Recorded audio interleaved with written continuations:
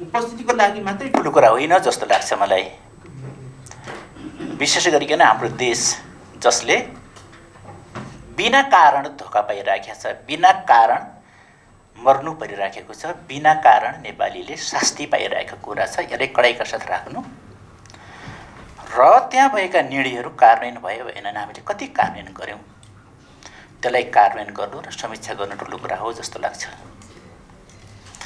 यसो हुँदाखेरि पहिलो कुरा हामीले कति कार्यान्वयन गऱ्यौँ त? योभन्दा पहिले कोपमा भएका निर्णयहरू कति कार्यान्वयन गऱ्यौँ, त्यो सफलता कति हासिल भयो? यदि हामी कार्यान्वयन पनि भएको छैन, सफलता पनि भएको छैन भनेपछि त कोपमा जाने र के भन्ने, त्यसलाई सपिङ गर्ने, म यति देश घुम्या भन्ने एउटा इतिहास बनाउने बाहेक अरू केही पनि पुष्टि हुँदैन जस्तो लाग्छ मलाई। त्यसमा को गयो भन्ने कुरा धेरै ठुलो लाग्दैन मलाई त। कस्तो मान्छे गयो भन्ने हुन्छ, केही दिन सक्ने मान्छे जानुपर्छ त्यहाँ। हामी के भयौँ नेपाली, माग्न त सिपालु, माग्नको लागि त हतार हतार गरेर दौडेर जान्छौँ, तर दिने हामीसँग केही हुँदैन। नयाँ कुरा के दियौँ त हामीले विश्वलाई? माग्नको लागि त गयौँ, नयाँ कुरा के दियौँ? हामीले यहाँ प्रयोग गरे भए त दिन सक्ने कुरा भोगेर हामी अनुसन्धान कति गऱ्यौँ, कति हामीले त्यो कुरालाई हामीले लागू गऱ्यौँ भन्ने कुराले महत्त्व राख्छ जस्तो लाग्छ। यसो हुँदाखेरि यतिखेरको कोप हामीले थाहै नपाएर हुँदाखेरि एउटा कुरा भयो। अर्कोतिर सरकारबाट 15 जना जानुभएछ, गैर सरकारी संस्थाबाट 60 जना जानुभएछ र सचिवज्यूको भनाइ अब मान्यज्यूहरूले आफ्नै खर्चमा जानुपर्छ हो भन्ने जस्तो लाग्यो मलाई, मेरो बुझाइ त्यस्तो रह्यो। त्यसो हुँदाखेरि त्यही हो कि या के हो है, मेरो बुझाइमा केही समस्या पो हो कि? अनि हाम्रो कमानमा के छन् संस्थाहरू, हाम्रो कमानमा हुँदैनन् त? नेपाल सरकारको कमानमा रहँदैनन् त? त्यसलाई पनि त्यहाँ जाने पनि एउटा क्याटेगोराइज गरिनुपर्छ जस्तो लाग्छ। त्यसो हुँदाखेरि धेरै पठाएर पनि काम छैन, नगएर पनि हुन्न, तर अहिले जति जानुभएको छ यो ठिकै छ। फेरि फेरिका दिनहरूमा पनि यस्तै ढङ्गबाट गैर सरकारी संस्थाबाट पनि त्यसलाई परिचालनलाई पनि नेपाल सरकारको मातहत होला जस्तो लाग्छ क्या। त्यसो हुँदाखेरि त्यसलाई पनि नियन्त्रण गर्ने कुरा नै राम्रो हुन्छ जस्तो लाग्छ। हुत्तिएर जाने, केही नगर्ने, यो तरिकाले देशको खर्च भइरहन्छ।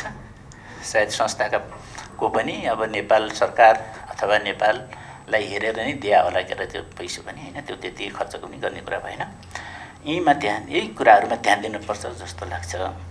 र विगतका भएका सम्झौताहरू, विगतमा हामीलाई पाएको निर्देशन अथवा हामीले गर्नुपर्ने कामहरूको सफलता कति हो, अघि पनि भने मैले, फेरि पनि यसलाई चाहिँ यसको विशेष गरी यसलाई ध्यान दिनुपर्छ जस्तो लाग्छ। अरू वित्त परिचालनमा खर्च कसरी हुन्छ, वित्त परिचालन कसरी हुन्छ, सम्बन्धित ठाउँमा पुग्छ कि पुग्दैन, त्यहाँ भइराखेको छ कि छैन, त्यो सम्बन्धित ठाउँमा लक्षित वर्ग समुदायमा पुग्यो भने त्यो उपलब्धि हुन्छ जस्तो लाग्छ। त्यहाँ पुग्न सकिराखेको छैन जस्तो लाग्छ मलाई। विशेष गरिकन अहिलेको क्लाइमेट चेन्जले कृषिमा ठुलो असर गर्यो भन्ने आयो, त्यो कुरा त सही होला, छ नै, तर त्यो कृषिभित्र पनि कुन समुदायलाई बढी असर परेछ त?